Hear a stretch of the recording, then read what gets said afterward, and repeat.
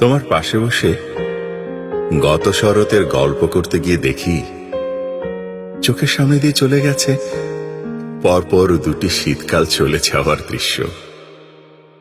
হয়তো এর ভেতরেই বহুবার ছত্রভঙ্গ হয়েছে হৃদয়ে জমে থাকা থমথমে মেঘ। তুমি টের পাওনি।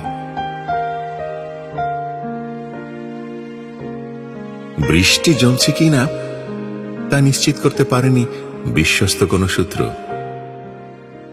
তোমার চোখের চাহনি দেখে সুকৌশলে পাল্টে ফেলি প্রসঙ্গ। জানো, একটা অদ্ভুত স্বপ্ন প্রায় দেখি।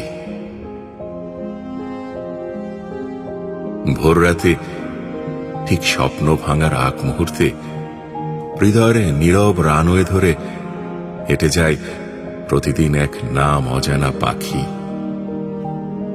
অথচ আমি ছাড়া ওকে কেউ কখনো উঠতে দেখেনি।